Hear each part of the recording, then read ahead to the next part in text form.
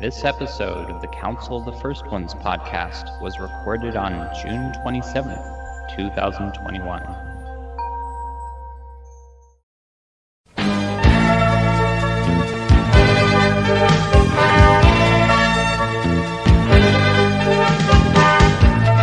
Hello, and welcome to another episode of the Council of the First Ones. I'm your host, Kelly. Joining me today is Dave from adultcollector.org. I'm bringing an old friend from back in the day when we had Council of the First Ones first starting. He's also the host of Eternia Fact Files and pretty much up there with James on knowing his cartoons, especially when it comes to Mike Young Productions 2000X. And that's my good friend Jukka. How are you doing, Jukka? I'm doing great. Thanks for having me on the Council of the First Ones. It's been a long while since last I was here, and I was actually thinking about it recently, and I think one of the times was that Renee was talking with me months and months ago, and he was planning on getting me on some episode. I think it was maybe a December episode, and then he wanted to postpone it for some other special occasion, and that never came. So not to start on a bit downer note, but that was just, I miss him. Oh, yes. It's hard to believe it's been 1 year. Very hard, yeah. I read that your post, Kelly, and just couldn't believe it. And and thank you for mentioning him, Jukka. It's so sad that we couldn't see him again at least one more time for PowerCon or something.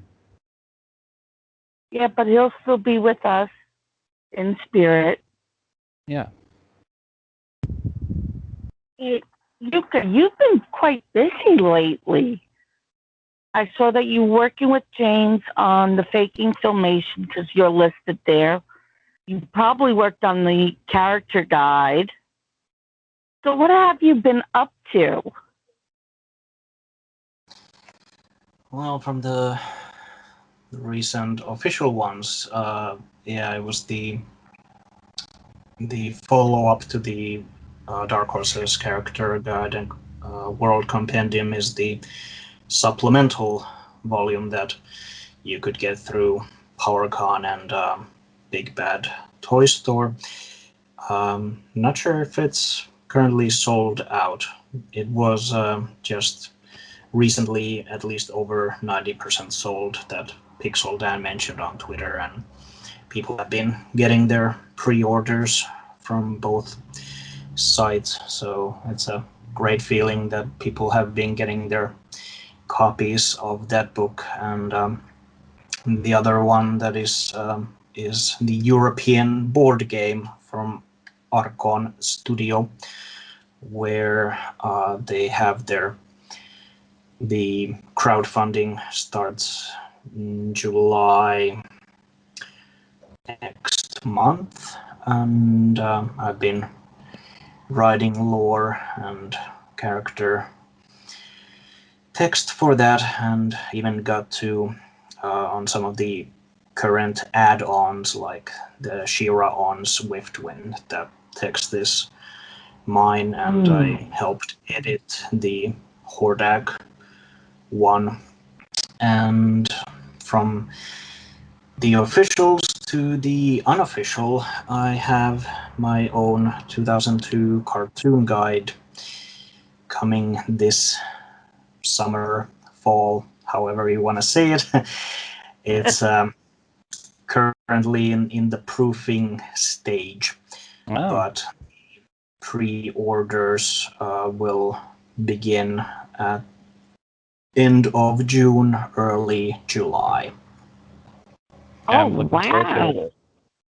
wow. Yeah, that's very exciting. And I mean, you're an authority on the 2000X series, so I mean, you know, it seems like that's definitely your favorite. It seems like that's your favorite flavor of Masters of the Universe. It's a different favorite. I mean, I grew up as a Filmation kid, so there's never getting away from that original. But I mean, the 2002 version came right at a great moment in time. I was like, I don't know, 17, 18, young kid, just eager to search on the discussion forums all about He-Man and talk with other fans and all the news at the time from after the commemorative figures. It just everything was such a big excitement and hype around the Masters brand, and well, currently we have a sort of a second coming, if you will, with the toys again and on shelves at retail and cartoons coming on TV. So, but I will say it was a very different time and very different fandom landscape in 2002 when everyone was excited for that cartoon. Oh, absolutely. Yeah, and you've got a lot of new faces now with all the excitement around all the new toys, the new cartoon series. Yeah. And also all the controversy. Unfortunately, the controversy. I don't think that was around with the 2000X because Mm-hmm. the internet was still so young, too. Well, there was the He-Man's mechanical sword controversy, but that might be the biggest one. Zodak getting race bent was talked, but personally, I don't remember it being such a big deal. I mean, you can even find the discussion thread for the episode where we first get to see Zodak. And I mean, the reactions from fans was just positive all across the board. Yeah, that's even getting referenced now on the Facebook groups. You know, people saying, "Well, yeah, that they did that. You know, they what do you call it, race swapped or whatever, Zodak." But I like Zodak, is what people are recollecting, and you know, and of course they have the same this concern now about Andra, and you know, she's such a minor character, honestly, that you know, it's just along the same vein as all this other, you know, kind of to a large extent manufactured controversy that's being drummed up by some, you know, very hateful YouTube channels that really are you know, these are not Masters of the Universe fans to a large extent that are even creating this controversy. It's these YouTube channels, these personalities who make a living off of making people upset and angry and hateful, and yeah, that's their bread and butter.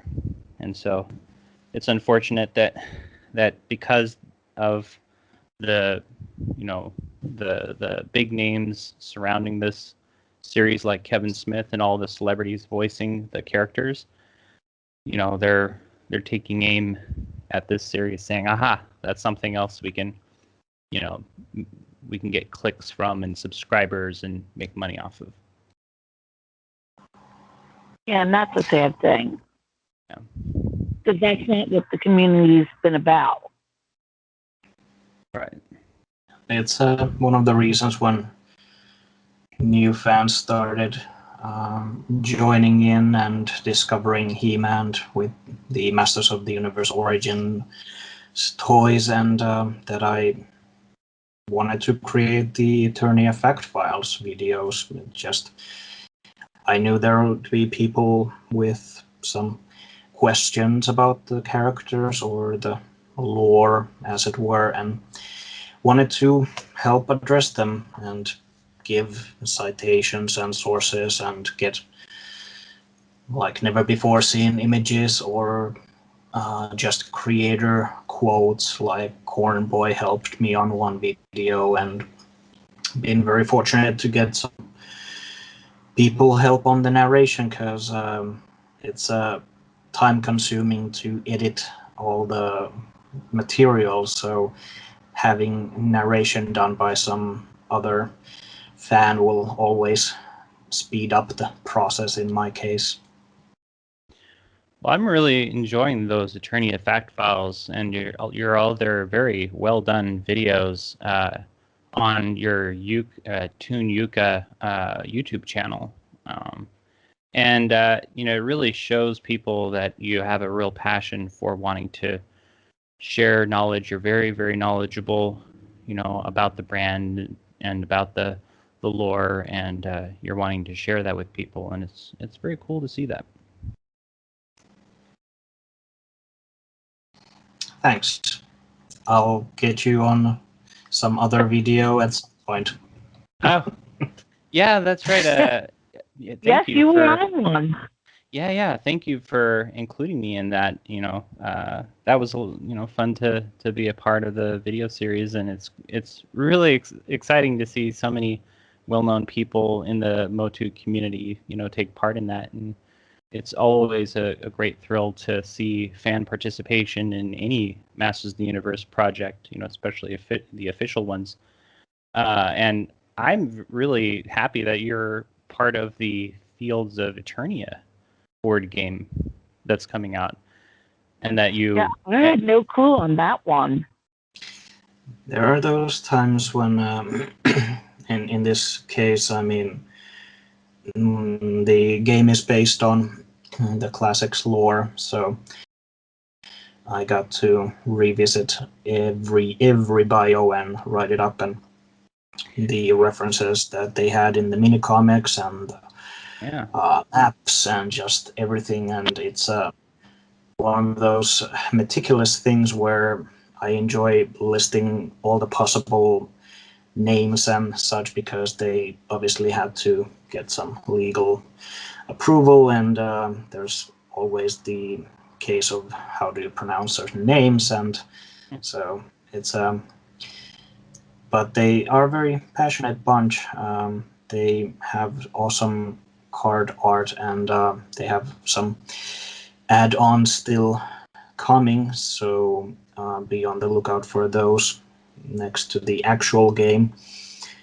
And it's Ken Coleman is the one who helped get my foot on the door there. Nice. So kudos to him. Yeah. He's also working on the project.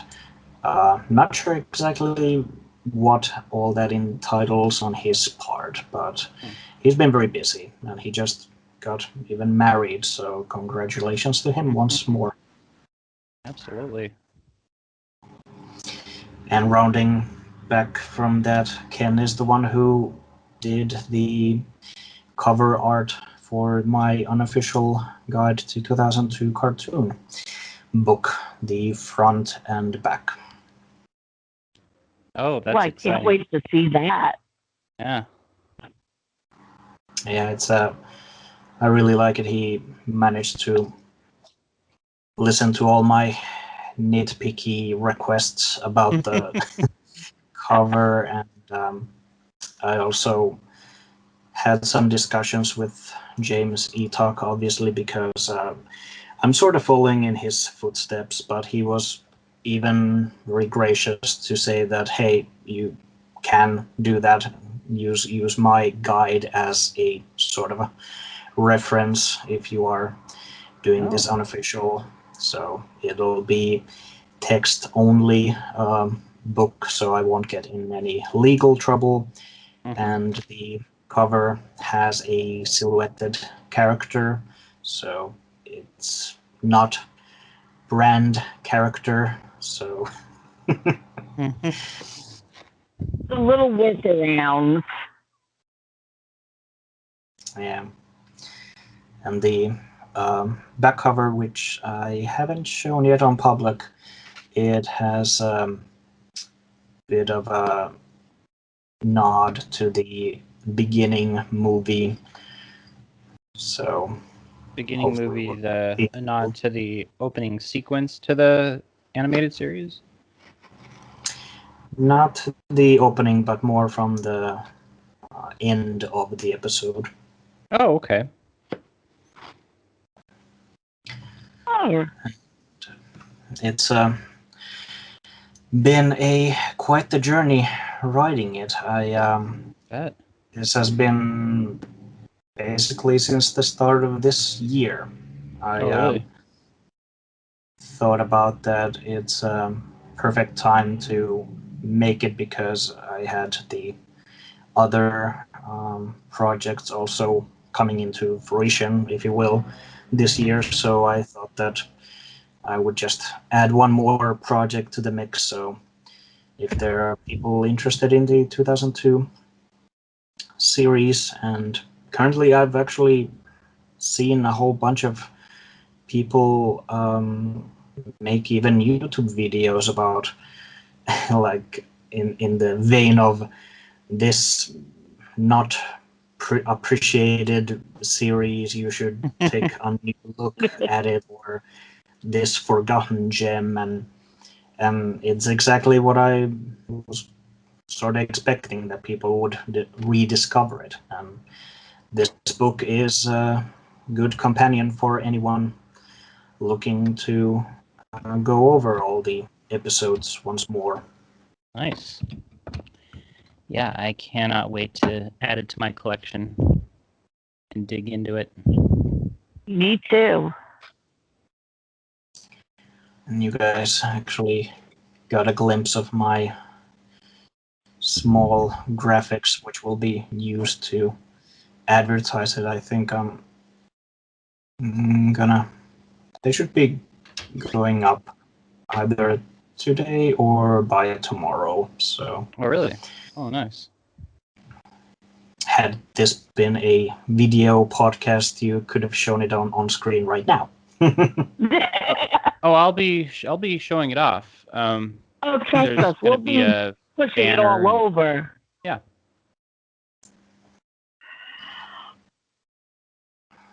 And so, how do people order it?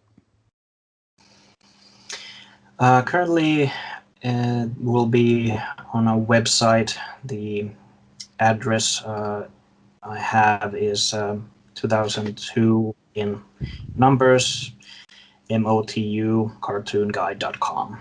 And there will be a form that people can fill out with the amount of copies they want to order, and then all the info, full name and street address and country. So once I get those in, I can calculate the shipping costs. I have lists from the post office on what different countries might cost, because shipping internationally is actually very, very costly. So it's that is one of the drawbacks here, that I think it might be something that, well, if people really want this, they will get it.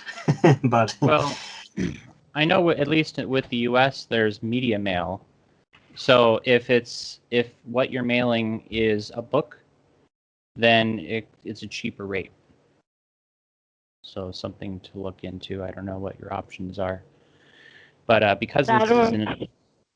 What's that? Well, I was also going to suggest that groups can even get together and do one mass order, have it shipped to one place as well.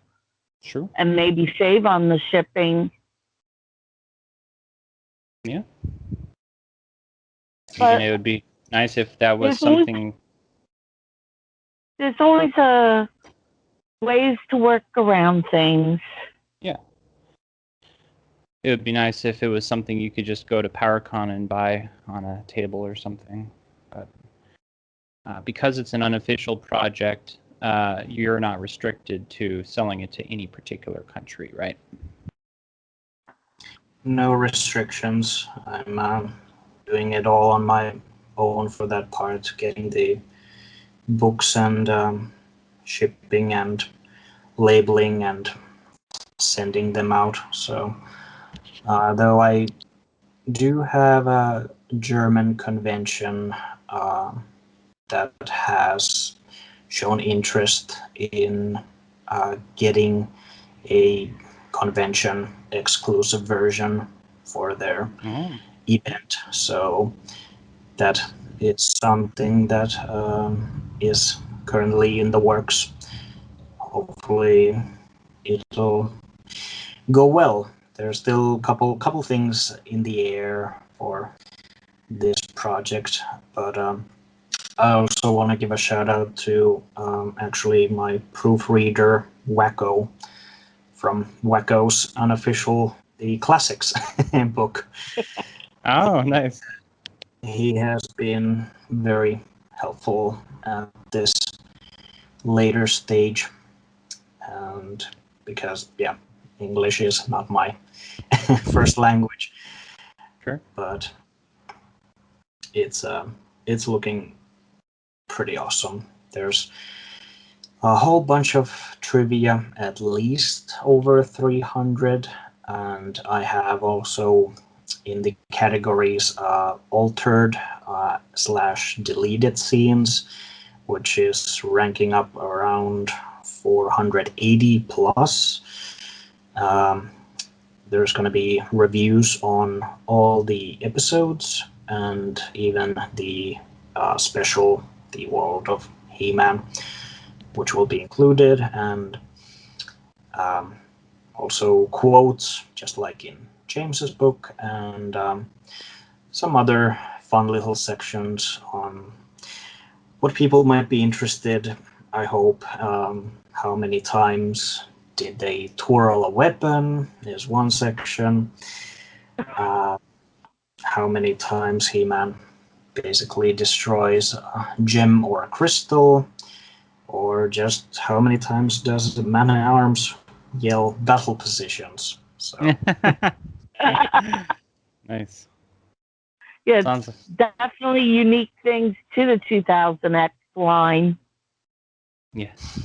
Sounds They like are. a fun. Sounds like a fun drinking game. Every time Skeletor insults somebody, you have to take a drink. Then we'd all be drunk by now. Yeah. It's the fun part has been really just going over all the episodes and a lot of reading the scripts as well, because there's many altered scenes from the script. You would just not even think about it when you're watching an episode, but one thing that has come very abundantly clear is that you can find some real gems even in the scripts, that how did a writer intend a scene to go and how it was final animation. I mean, some of them could change how you view a character, and sometimes they just have switched the, how do you say, the pacing of the scene, like they're switch around that something happened before another event, and had it gone as it was written to the episode, it would have been a very interesting result. I mean, the animators obviously did just a fantastic job with the episodes, and the series as a whole is just terrific. But there's a lot of good stuff in the original script and even some of the earlier drafts. I have a very big section on the Mechanic's Lament episode, where there's the entire sequence of how Mechanic actually was meant to have powers and how did they one by one backfire in the episode. And it was sadly cut for time but I have it all very meticulously listed, so you can learn all about these scenes that never made it to the episodes themselves. Wow. Yeah, that's really cool.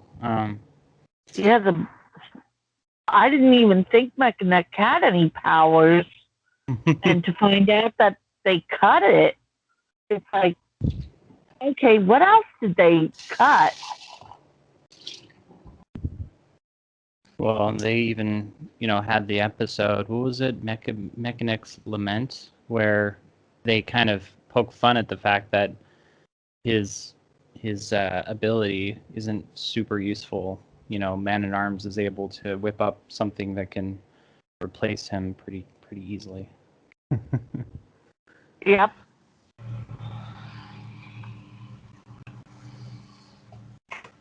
Okay.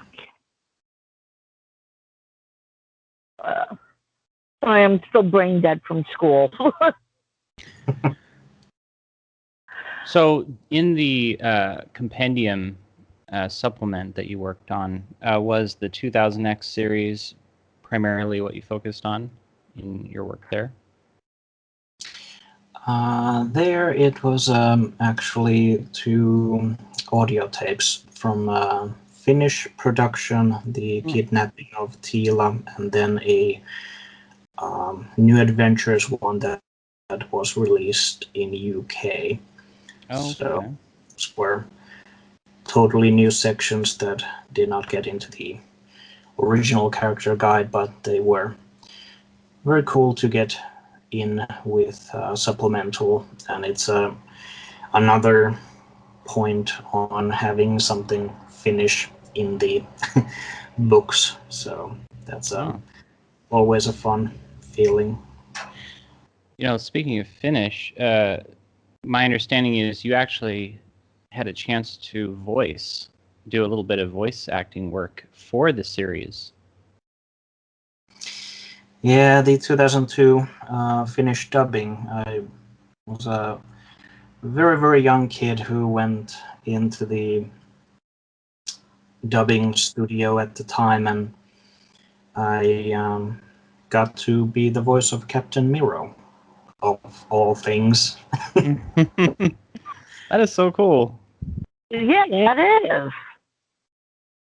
And it was I think I had like 3 takes on it, and it was actually very fun when the 2002 series they released it, the dubbed version on DVD here in Finland. We got the whole first season in I think 24 volumes. So. Oh, okay.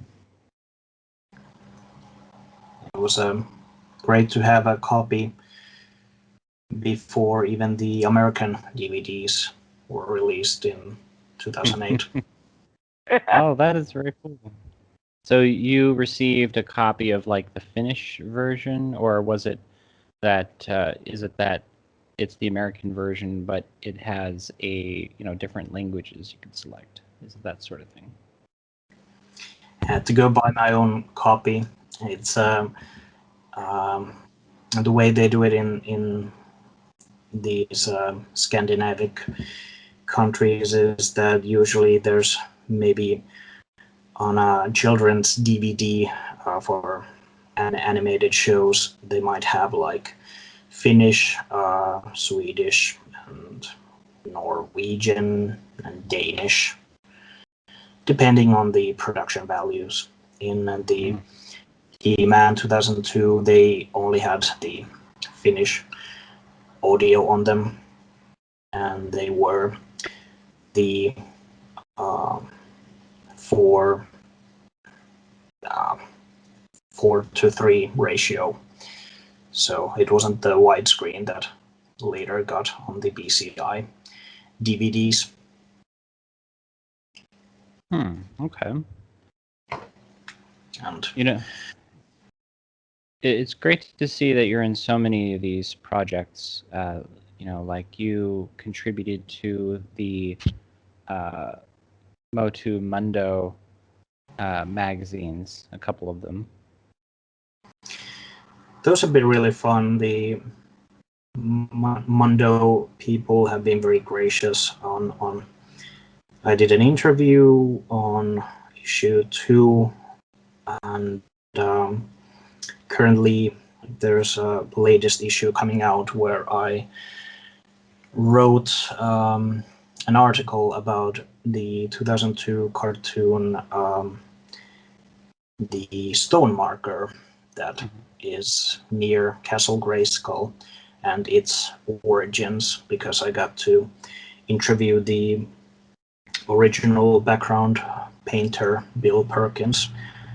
So that'll be showing up in the newest Mundo Masters, but in Spanish. So Yeah. But it recollects all the times that the marker shows up in the series, and that'll also be in my unofficial book, just without the screen captures. Right. Nice. And it's fun that you're, contributing to projects that, aren't, that are in various languages. Like you contributed to the Yo Tengo el, sorry, I'm getting this wrong. Yo Tengo el Poder, la Historia de los Masters del Universo en Español book about the history of Masters of the Universe in Spain. Yeah, I helped there with some comic covers and scans, because the Spanish illustrators, their images had appeared on a couple Finnish magazines that were mostly based on what the UK magazines had from the 80s, with some mix of Marvel Star comics as well. Finland was very lucky that we got in our translated comics, the sources were from many different places. So as a kid, I had a couple of them, and it helped, how do you say, like compartmentalize everything. I mean, it's when you have like a mini comic from a toy, and then Filmation cartoon on VHS, and a comic that has firstly these a bit naive stories, which are really like toy adverts on Cliff Climber or whatever such. But then after because our comics, they had like 2 or 3 stories in one, so you might see partially a Star Marvel issue story, and then there would be something from what UK comics had, that were their original art, or what later they got shipped from the German EHAPA stories, which turned into the more fantasy elements.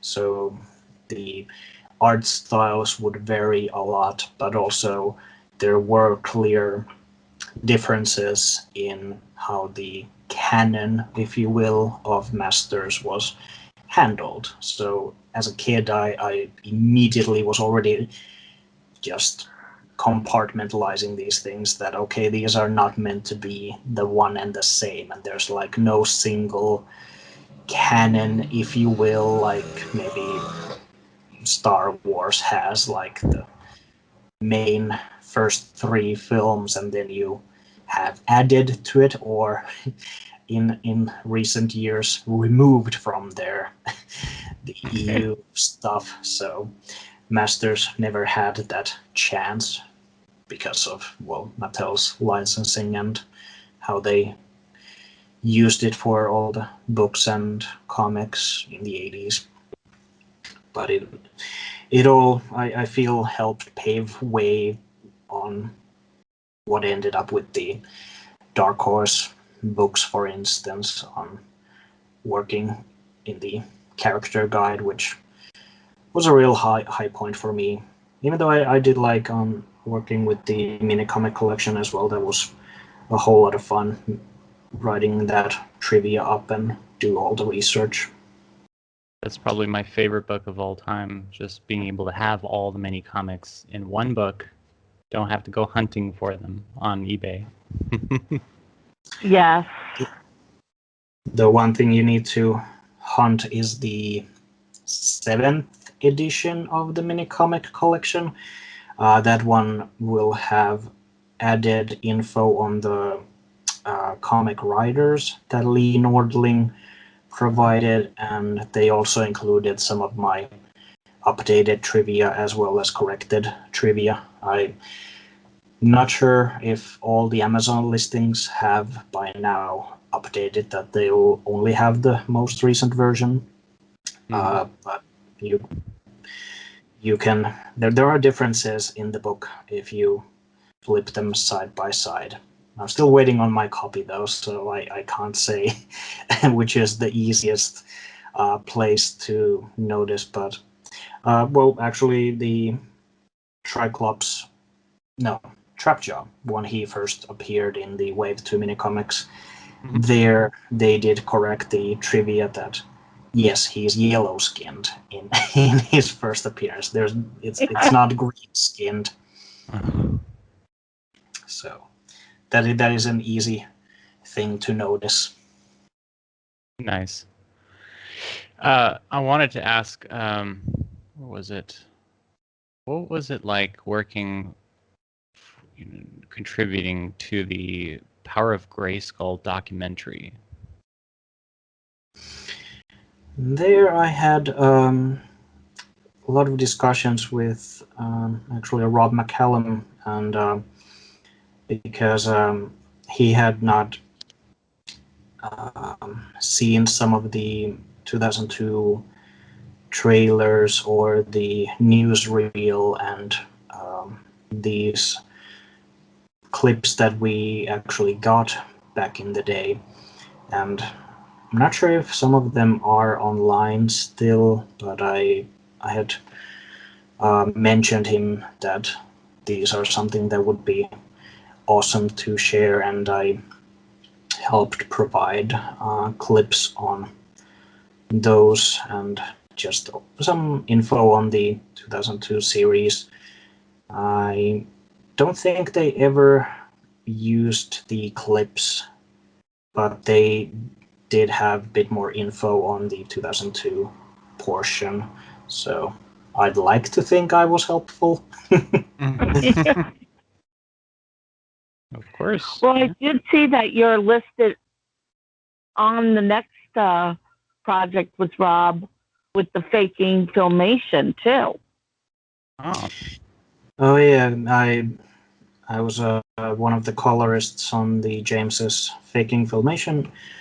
Well, the Return of Faker, however you want to call it, project.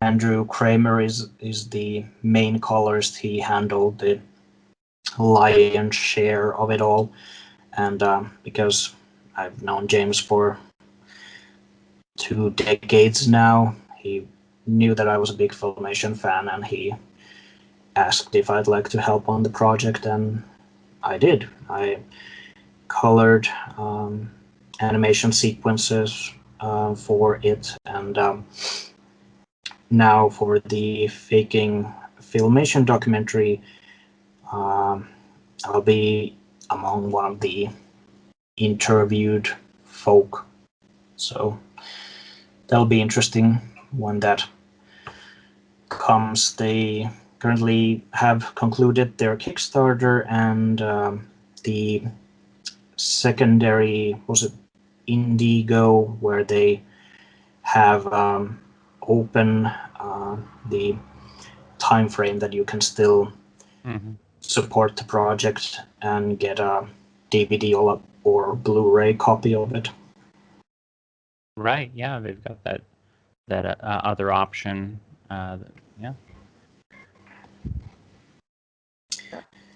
So a lot of things going on, and though Yeah. not sure if I'll ever be invited to anything after that. It'll be just dust in the wind. Well, of course not. Of course not. I mean, No. why? You've kept very busy in the community, and you're a very big asset, to our community of Masters fans. So yeah, that will never end. You're stuck with And us. of course, and with everyone going back, looking at all the older stuff, you have a whole new audience coming to your Eternia fact files, Yeah. especially with the harness issue, because you have people saying, no, we want the Iron Cross, or is it the H? And you did a wonderful job going through the history of it. Yeah, there's the armor variants video that recently, I think during this week, sort of blew up with the views. It has the 2002 He-Man cartoon armor appearances, and I think it's somewhere around 35,000 views currently, which is something I never expected that any of my videos would reach. But maybe someone somewhere has searched all the right keywords and that one popped up for them as an option. So you never know how these things go. I try to spam all my content wherever I can, up to probably being very annoying in the community, but that's just the way to get it out there. Oh yeah, you're right. David is the annoying one. That's right. I am. I'm super annoying. Yeah.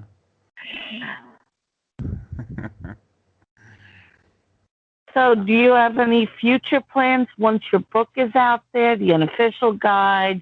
You're done with the faking filmation and faking the Return of Faker? I'll mostly be just doing the videos, Eternia Fact Files. There's a whole slew of material to tap on from all the history of Masters of the Universe and Princess of Power. And when the Revelation cartoon comes out and then the CGI, I'll have even more topical things to cover on the channel. So I'll keep all of that going till the end of time. There's always another project around the corner. Of course there is. It's one of those, you never say never. I mean, I think even back in around 2008 when MV Creations got to do that adaptation comic on the unproduced episode 40 of the Mike Young cartoon, I think Val at the time was when we were discussing the mini comic where I did some background color assist, and it felt at the time that maybe this might be something that, well, okay, all the Masters toys have sort of come and gone, and the DVDs were all released from Filmation to New Adventures and the 2002, and the NECA Staction line was basically also finished at that point, and it just there was a moment when it felt like, okay, there's at least this one small project, and maybe that'll be it, and you never know. Then just a couple years later, there's all these wonderful official Dark Horse books, and hopefully they'll keep making those they did the toy guide, and not sure where they'll go after it. I'm still holding a torch that maybe something like the UK comics could be collected. I mean, those are really wonderful, and I think Aiden Cross has his UK comics website where he has all these incredible interviews and reviews about the comic stories, and they really deserve some to be collected in just one big book or even 3 books. But you never know. It's there's all these new books coming out and from different places. I think the CGI series the books are done by Scholastic, and I'm not sure if Revelation, Dark Horse is doing the comic, and hopefully there'll be books about Revelation as well. Yeah. Because I know the comic comes out next week, if I remember correctly. Mm-hmm. July 7th. Yeah. Which is next week. And it has at least 5 different variant covers, something like that. I thought it was 6. Yeah, something like that. If you include the store exclusives in America, so it really feels like Mattel is actually pushing for the brand, and that's awesome. I mean, back when 2012 DC Comics made those comics with Mattel, and they had maybe the 1 or 2 variant covers with issue 1 or a crossover with Superman, Batman. That at the time felt like, oh, this is big. This is something that everyone will take notice that He-Man is going strong. But no, it's what we have now. This is really getting much more traction. And I mean, that Revelation trailer, I mean, I forget how many millions of views that one has. Oh yeah. Yeah, this is definitely getting people excited for Masters of the Universe, and by the time the live action movie shows up in about 50 years, they'll definitely be excited for it. We'll never have a live action film. That's not gonna happen. But yeah, the official teaser trailer is up to 6.4 million views. It's been out for 2 weeks. And you know they're going to come out with a full-length trailer within the next 2 weeks. Yes, I think they called it a story trailer. Yeah. And I really enjoyed, Jukka, your mashup of the trailer. You remade it using clips from the 2000X cartoon series. That was actually a lot of fun. I was thinking that someone might have already done it, but actually I didn't find anyone when I was looking up the clips, and because I've been already going over the series episode by episode and just writing everything, all the trivia, and even some animation reuse, which is not as prevalent as in the Filmation, but it's something that does happen in the Mike Young show as well, and it's all listed in the book. Go pre-order it right now.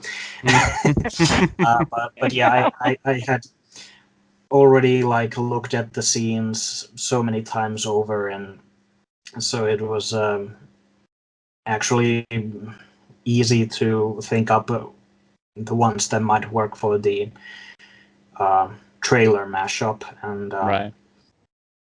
And the 2002 series, the scenes they match up kind of well, I feel. Yeah. So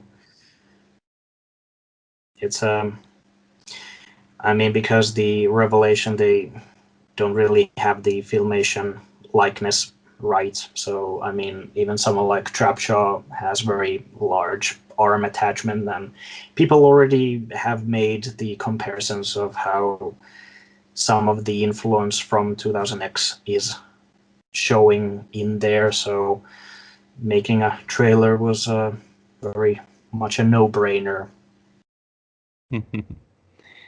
Yeah. Figuring David did the Filmation one, now we just need to get the New Adventures version.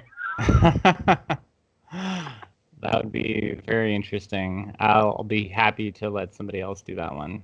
Yeah.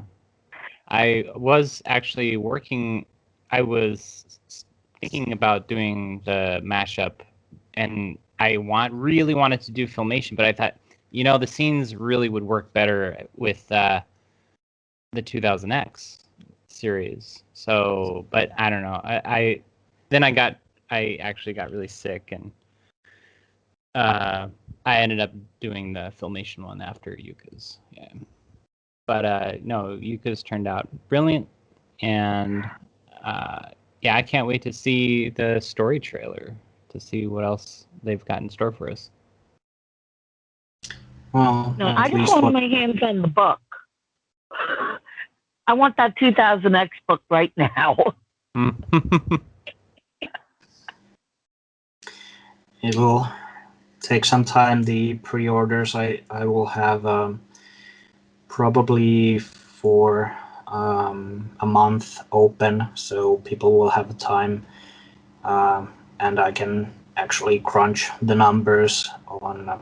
I do have a certain amount in my mind how many I need to reach for the printers, and I'll see how well that goes, and the shipping would take place maybe around August. I can't say any exact dates right now because it might change later, but it'll be in the next 2 months. All this will be going forward. It's too bad you can't get around the licensing just by making places for images and then offering Panini stickers. I mean, that could work, right? That is it's a fun idea, but yeah, I could get in trouble for that. Yeah. And I don't want to upset any higher ups. I mean, sure. It's I having made just any connections with people over these past 2 decades. It's just I'm always very appreciative of it because there was a time when you couldn't find any info on how to contact some writer on a cartoon show or in anything if you wanted to get an interview. But in my case, I've had many people helping on finding out some of the names, or if they have been on maybe Facebook, and that has been just a great help on just discovering people and contacting them. And I've done maybe 7 interviews in the past years with different creators from the 2002 series. So in a way, all that has been leading up to this book, and all the blog posts I've done, written trivia already there, and doing the research, or just videos on the 2002 show. So that was one of the easier parts, to just collect all the material I've already written myself and just placing it all inside the same covers. Yeah, that's really great. I noticed that, yeah, you've done a number of interviews, including you've interviewed Gabe Kuth, the voice actor for Orko and Mechanic in the 2000X series. Very nice. Yeah, he was a great person to interview. I think he was one of the first ones. Oh. And also Donovan, who's the voice of King Randor, as well as the voice director. He was very kind, and he had a lot of fun answers. And at the time, he even helped out sending a small audio clip when I was in Germany for the Grayskull convention, and I got to make this small clip for all the people there with the actual King Randor speaking. Oh. The lines. wow. That's cool. I think it's one of the older. It should be on YouTube on my channel, but that was a lot of fun. So yeah, it's been very blessed in many ways that people respond back. You never know when you're contacting someone who's done work on any official Masters project, be it art or writing or directing.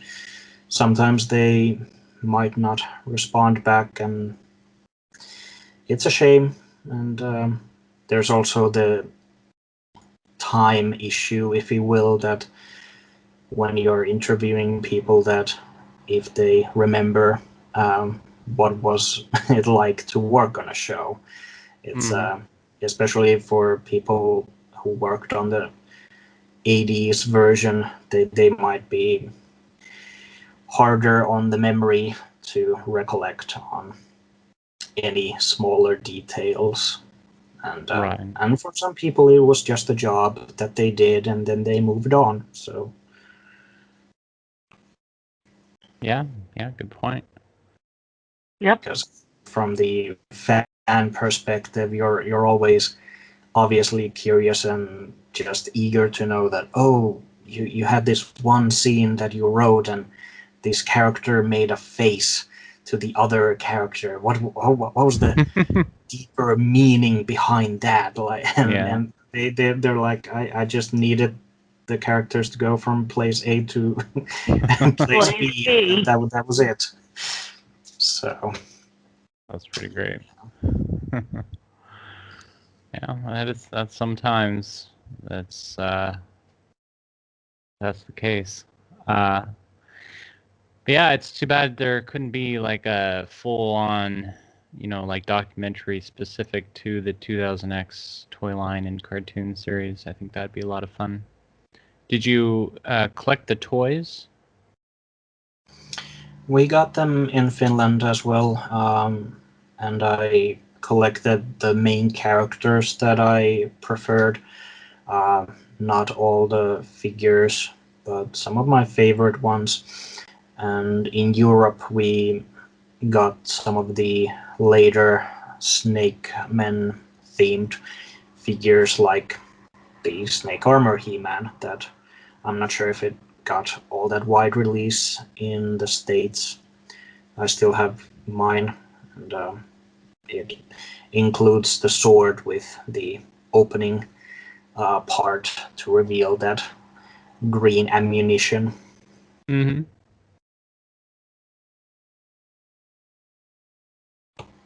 Nice. Yeah. Sweet. What? Well, I was just saying how sweet that is. Yeah. Because I know I couldn't find it when it was first released. Because I believe it in America, it was at the tail end when everything was starting to wrap up, and Mattel has a habit of sending things over to Europe that never sees the light of day in America.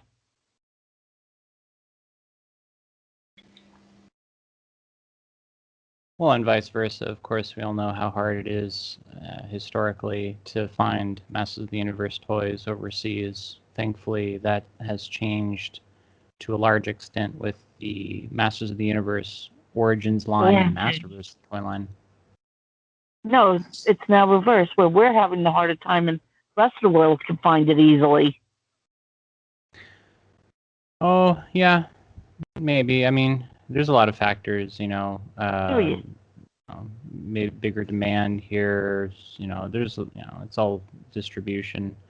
And thankfully, what I've seen is lately, this past 2 weeks, I want to say, is people are just, really starting to find figures a lot easier. At least that's my impression anyway. Mine too. Yeah. Like the Rise of Evil 2-pack would be a good example. People are finding piles of them in the stores.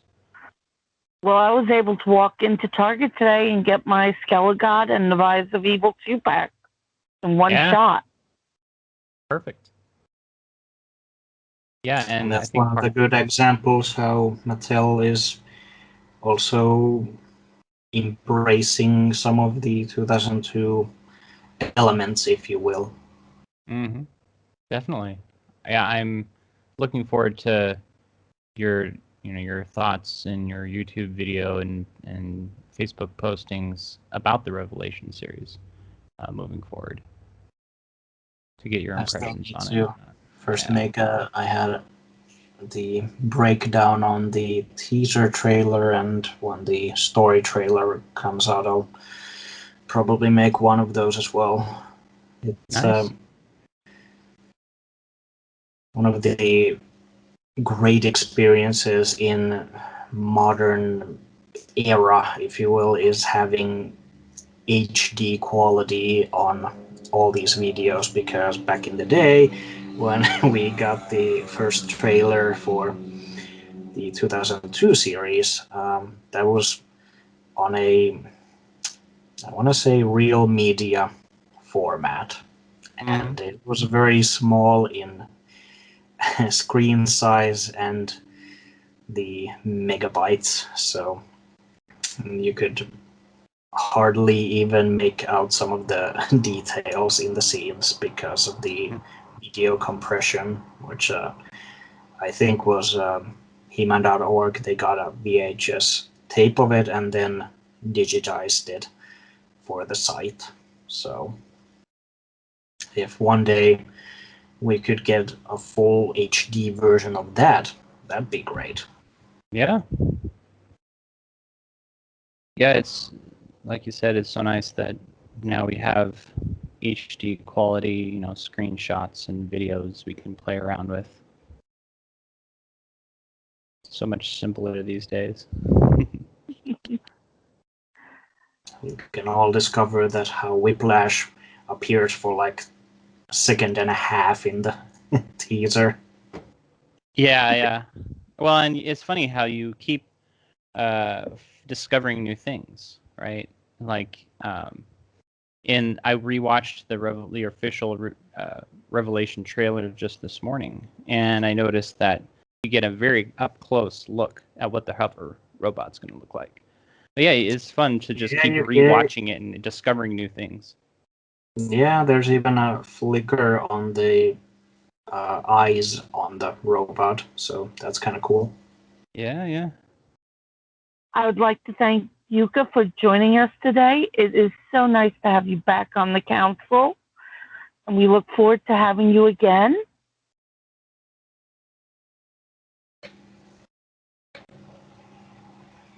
And remember to keep your eyes out as the Revelations prequel comic does land July 7th. And we will be discussing that soon. Till next time, good journey. And this is David Clark, owner of AdultCollector.org. I encourage everybody to check out the Revelation fans group on Facebook. And yeah, thank you so much, Jukka, for joining us. You're always welcome here, and we'll be seeing each other online, I'm sure. Thanks for having me. This was a lot of fun, and expect the unofficial 2002 cartoon guide to be up for pre-order on the address 2002 MOTU cartoonguide.com. The 2002 is in numbers, information will be posted on the website, and there are some preview pages from the book and the cover. I will have new videos on my YouTube channel, Eternia Fact Files, under Toon Jukka, and most likely Revelation videos coming soon as well.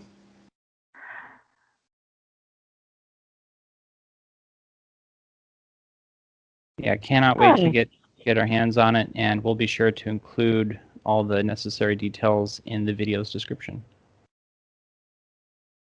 And we will help you out with pushing your book as much as we can, Jukka. Yeah. I need all the help I can get.